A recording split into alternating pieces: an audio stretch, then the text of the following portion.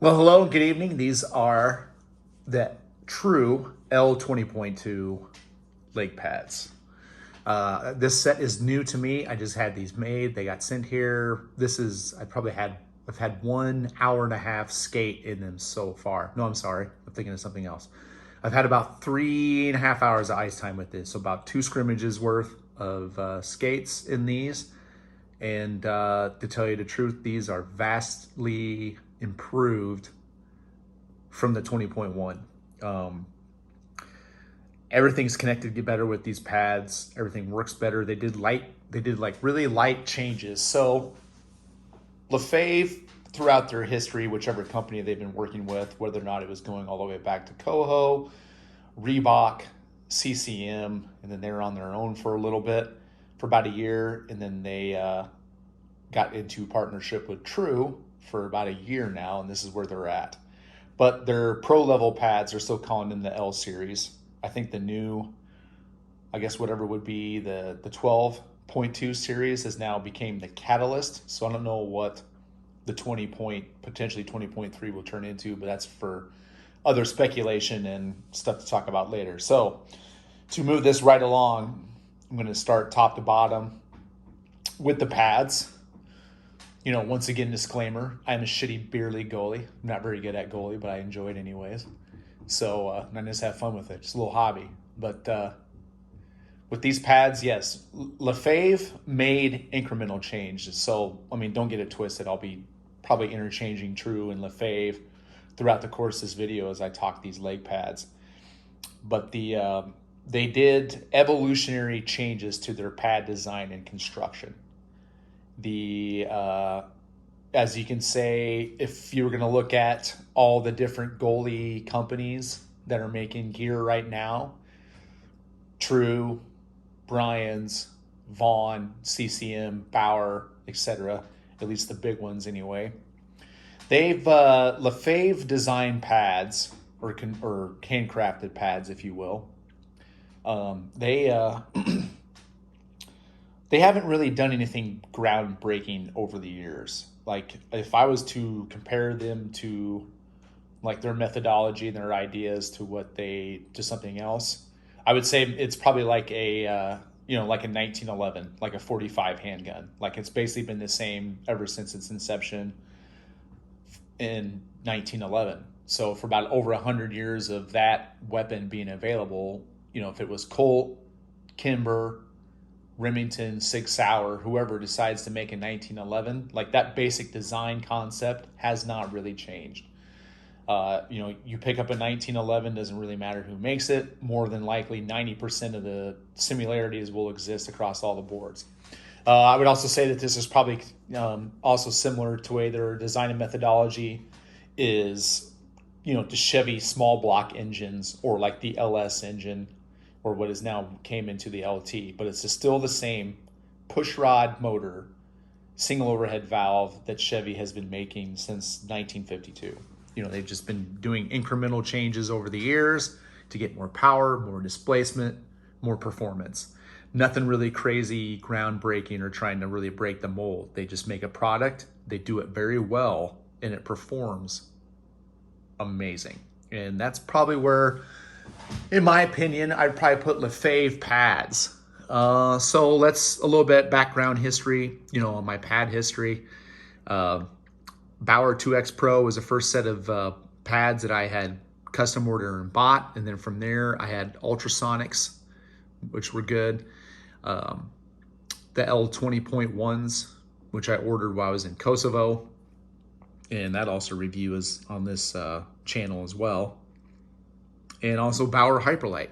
So, at this time, I've had the chance to try on a pretty good set amount of gear. I've not really had a chance to get Brian's or Vaughn out on the ice. I'm kind of interested in those pads.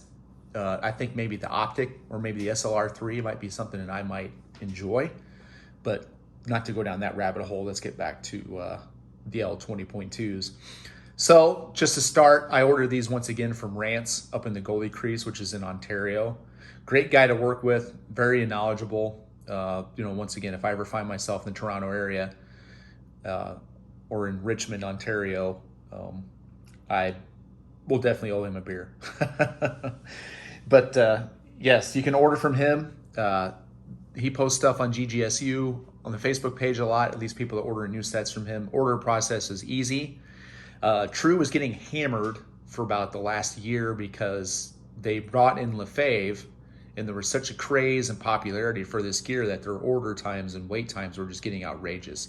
Anywhere up to 5 to 6 months to get your custom order made, because the demand was basically outstripping the size of the factory, their ability to put out gear. And especially with the pandemic going on and supply chain disruptions and the logistics of all that, that's what they came down to. So, but with these pads, I was shocked. Rance had an allotment, knew I was interested in trying out a set of these, got a hold of me, and I put in my order, and then probably about 7 to 8 weeks, these pads were here at my house. So considering all the rest of the custom sets that I've ordered so far, I mean, they even got here quicker than what my Bauer Hyperlights did. So I think at this point, depending on what vendor you talk to, more than likely at this time, the True, the gripes about the wait times, waiting 5-6 months to get your gear, I think they finally got that figured out. But these are handcrafted custom pads. They're still made in Canada. I know there is an overseas line that is getting made for retail, but I think that's it. I think they're just retail pads. From my understanding, if you were to order a set of L20.2s right now custom, like I did, they will be made in Canada. And you can actually see it on the pad. So if you find an Asian-made pad, like if it's made out overseas or offshore, on the inside of the pad, and I'll show that later, it'll say designed by Lefebvre. That's how you know that it is a pad not made in North America. But if you have anything that says handcrafted by Lefebvre, that means it was made in North America. So I ordered with Rance. Very good, very easy process with him once again. I mean, honestly, it's kind of like buying a car, right? Once you find a dealership that you know and trust and a salesman that you know and trust, you're probably not going to go anywhere else. I mean, at this point, I've bought a good handful of gear from Rance, and he's always treated me very well each time. So I will definitely continue to buy from him here in the future. But yes, on to the pads. Sorry, I keep delaying myself. So the specs on these pads, these are 33 plus 3. So if you remember from the L20.1, those were like a 32 plus 2.5. Pad sizing is always what I came to find out. It's not standard across the board.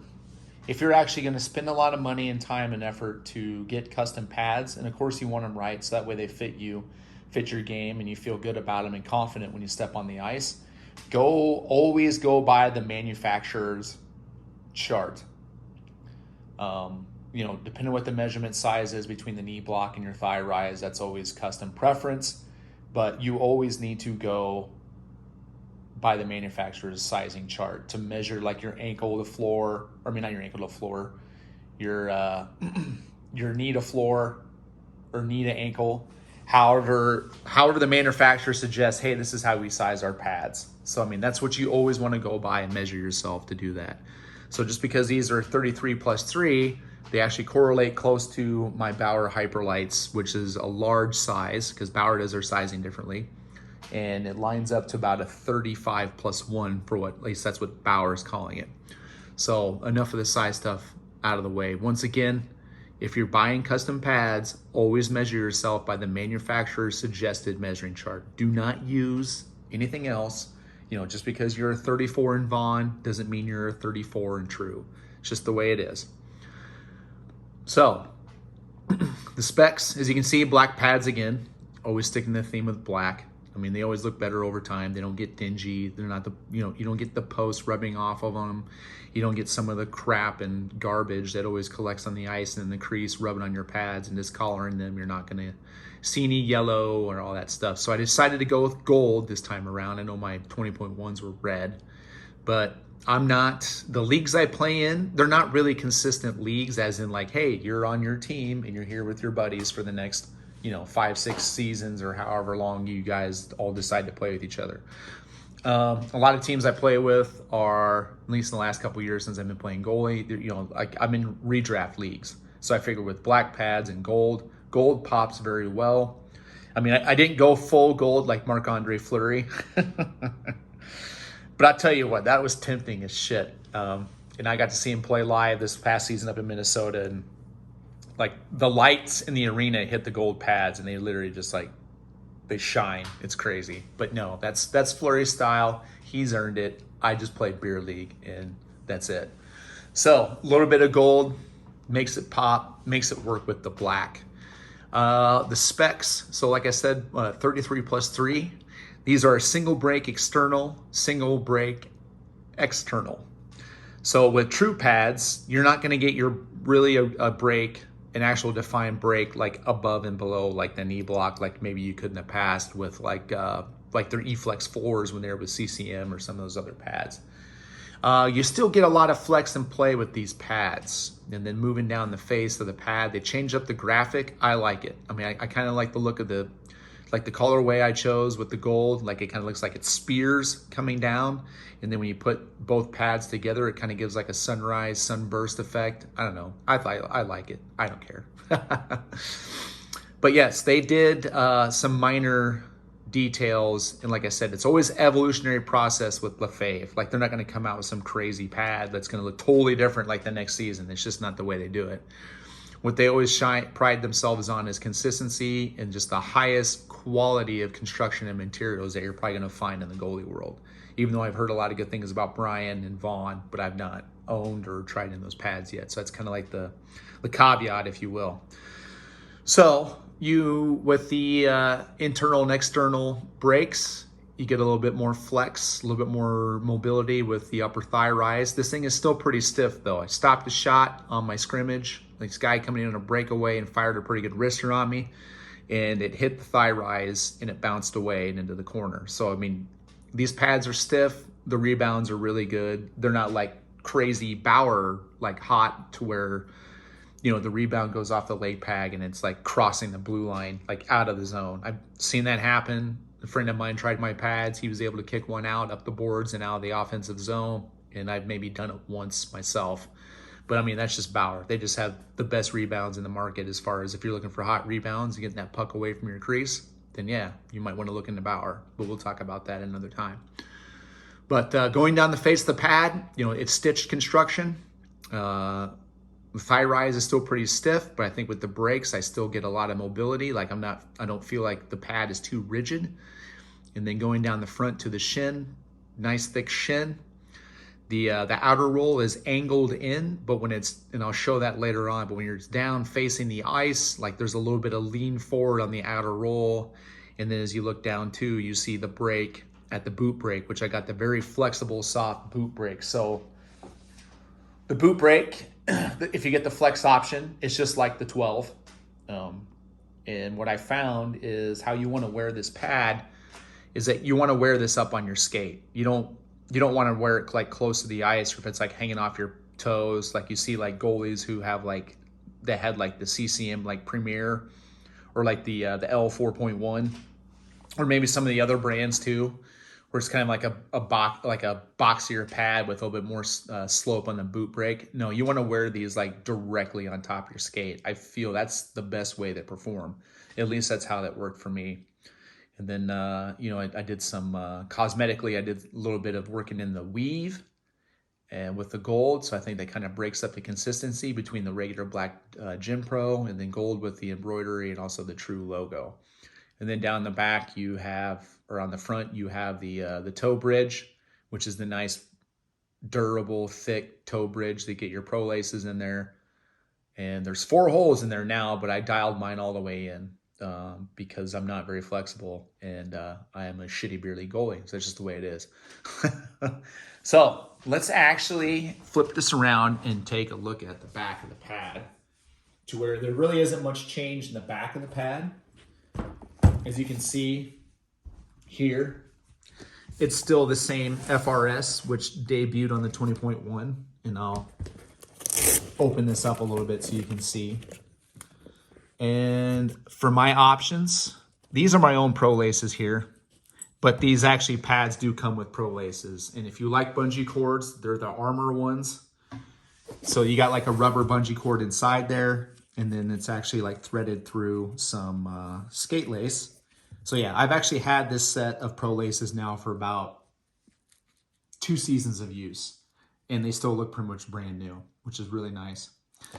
Toe lace is attached to the bridge here through screws. I'm fine with the screws. You know, if you like sticking a skate lace through there or 550 cord or something like that, you know, you do you, baby. Whatever works, right?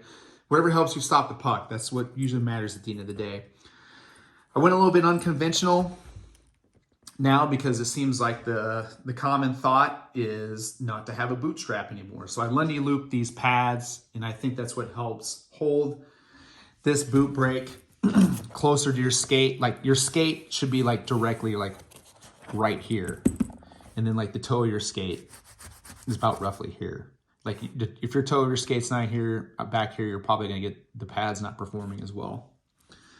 So they've changed the boot just to show off the flex here. So yeah, you get a lot of flex in the boot. This is pretty flexible for the boot. And as you can see, they made little changes. Like this gap here allows that flex to happen. But you still get rigid on the outer roll right here. But you get some nice soft flex on the boot, which allows you better RVH transitions and then better mobility, but you still have a stiff pad. I think that the way that pads are being built now, and maybe this just works for me, you know, if you have a different way or another preference that you like, go ahead and share that below.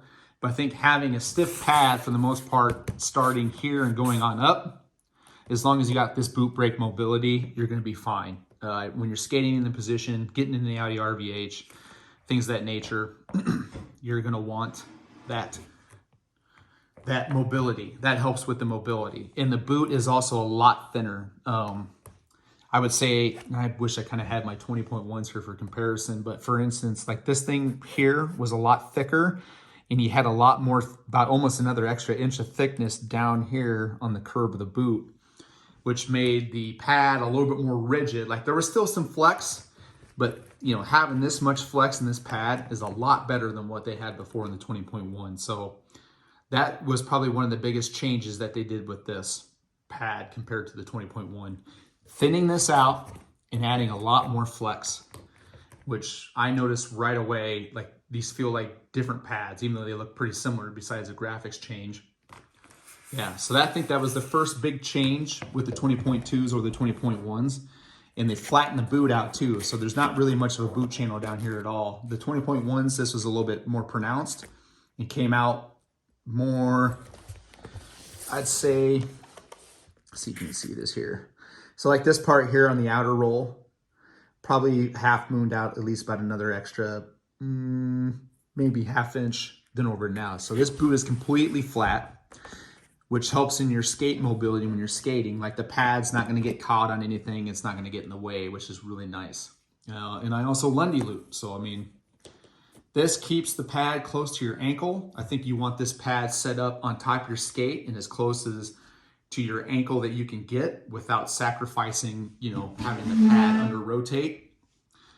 And I think that's how the best way to perform is. So to look at the FRS on the inside, and this is a big change. So I had some struggles. Honestly, I'm not gonna lie. I had some struggles with this on the 20.1s. The change here is, I'll undo this real quick. You can see, just got a flat, and there's the open leg channel, which is nice. All these materials feel pretty nice here on the inside, nice and comfortable. But the biggest change they did for 20.1 is, I don't know how well you might be able to see this, or maybe you're looking at a pair of 20.1s right now. This is just one big piece of the pad. They thinned it out. On the 20.1s, it was 3 different segments, and it was a little bit more rounder. Some people like that feel.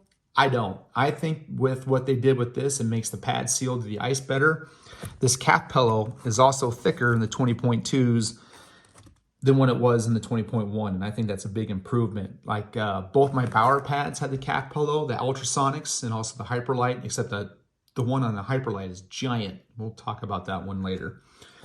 But yeah, this was a nice change. I think this helps with ice seal. It takes off a little more thickness that is directly connected to your leg. So for me, this thing works, this FRS works a lot better than what it did in the 20.1s, at least for me. At least I noticed anyway. So what I've noticed is what I like to do is crank this all the way down as much as I can. And you can kind of see, try to get some more light in here. So you kind of see in this FRS, you know, kind of looks like a knee brace thing. There is Velcro right there, and you can lengthen or shorten this depending on how thick your leg is or what's comfortable for you, and then put that through there and then bring that. But with this setting, with it cranked all the way down, this brings this really close to my ankles. You can kind of see here, you know, for reference, here's my hand. Yeah, my fist. So that's probably about this, a little bit smaller than the size of a normal human ankle. I don't know.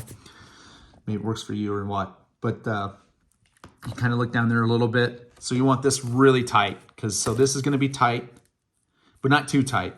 But it makes it responsive. This with the soft boot that we talked about here with the Flex, and also this boot strap, keeps the pad in close to my ankle, and then allows me to have this top strap here loosened out all the way because I'm wearing knee pads. And this allows for a lot of mobility because you're getting in and out of your RBH, you're on your knees, you're dropping your butterfly, you're sliding, whatever it is you got to do. So the biggest change, moving up farther along, the biggest change that for the 20.2s this year, and this is something that I just thought was just completely revolutionary in the Bauer pads I had. And some of you that are Bauer wearers know that, you know, they have the Stabila Slide knee block that's in the Supreme line. And now they have the Stabila Flex, which is in the Vapor line or Hyperlight this year. And that is awesome.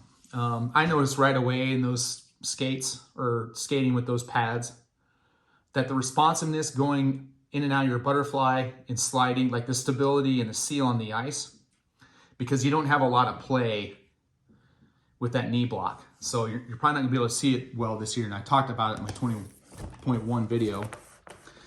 But what Lefebvre did with the knee block, they still kept it, like I said, their normal, I guess you could say conventional goalie pad, is that they integrated this top piece down and stitched it into the face of the pad. Before, on the 20.1s, this part in the 20.1s, this piece just looped through here in this whole knee block, just like wiggled like this. Like you can see the knee block itself kind of just sits on the face of the pad. There's like a little gap in there, and it's got this. But now if they decide to stitch this knee block through, as you can see here, it makes it a lot more stable. So if you're a Bauer Hyperlight wearer and you got the Stabila Flex knee pad or knee block, this is about similar flex. And Lefebvre also did an option that I actually didn't go for on this. So there's also a Velcro strap that goes from here and drops down to this Velcro here. I didn't go with that. So Velcro strap that would come out of here and it would Velcro right in here. So imagine like this leather strap that I have that's leather, or actually no, it's hard nylon, like this here on the leg wrap. It's hard nylon that has like a piece of Velcro, and you can Velcro it in however it is, depending on your preference, what you want. So I had talked with Dennis from Factory Mad, and he's a pretty good guy. So if you get a chance to either work with him, if you're interested in his pads or any of his equipment, get a hold of him and contact him. Very knowledgeable guy, been building goalie pads for about 30 years, I think. I think he used to work for Vaughn back in the day before he split off and made his own. So he sent me a rigid nylon pad or strap, which I talked about in my 20.1 video. So the pads,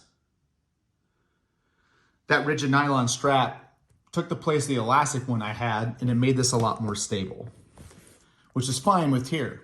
So I thought that worked for that pad. It made him perform a little bit better. It wasn't optimal. You know, I ended up picking my Bauer Hyperlights over the 20.1s. You know, if it was like a game tomorrow that I had to need to win, I would have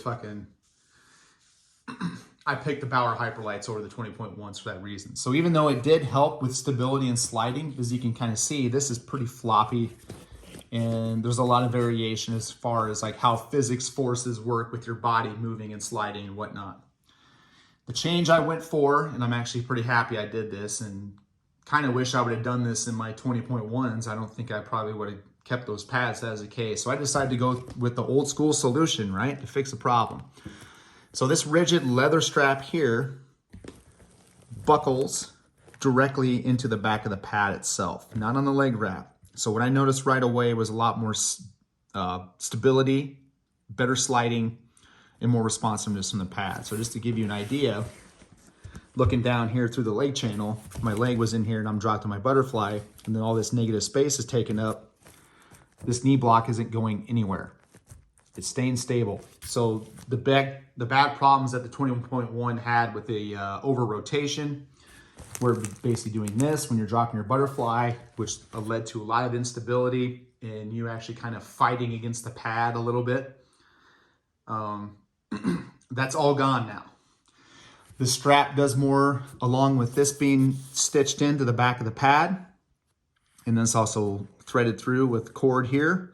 And also this leather strap keeps this pad nice,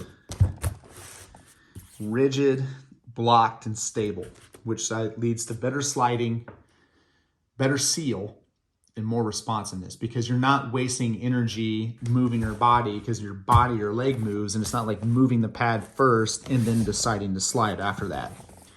So with that, with this knee block a lot more stable and a lot more comfortable, you're not going to have any lag in performance, you know, as the pad is bending around your body and then it decides to slide, that I got played with the 20.1s. So yeah, go back and watch that video. I kind of talked about that in depth. So yes, about 3.5 hours in the ice with these pads. I'm pretty happy with my decision to buy these. To tell you the truth, I think these actually might be my last set of custom pads I'll order. For the conclusion of this, I mean, these things are built so well. The construction and the quality is bar none best in the market. I do not think you're going to find better. I would not be shocked if these pads lasted me 10 years. So yes, they're amazing pads. The one con, and it's just kind of a minor one, is they do not slide as well as some other pads in the market. You know, once again, I haven't been in Bryan's or Vaughn with like their Opti slide or like their quick slide. You know, Bauer's pads slide very well. I would say sliding wise, they probably lag just a notch behind Bauer. That's one thing I've noticed so far in my skates with the pad. That's about it. That's about the only negative I can think of right now. I mean, the price is astronomical. Well, astronomical is a big word. The price is definitely, they're the highest price point on the market. There is another con too. So trust me, if you're buying these things, you're definitely making the commitment to spending some big time money to get some custom gear. But I think in the long run, these will last years. In the level of hockey that I play, I think it's going to take them a very long time to break down. I mean, I'm not facing, you know, 100-mile-per-hour shots from the point from like Victor Hedman or anybody like that, you know. So I'm just playing beer league hockey here in Iowa. But yeah, these are great pads. If you got the money to spend, I would highly recommend them. I think they will outlast potentially 2 or 3 sets of another maker's pads. I don't know. But I've been pretty happy with my decision right now and I will continue forward with these. If you got any questions or other comments, or maybe you have 20.2s as well, go ahead and share those. I'd love to hear them, because, you know, I'm still pretty new at playing goalie and I'm learning stuff all the time. So that's all I got for this video. Thanks for watching. Take care of yourself and have fun. Good night.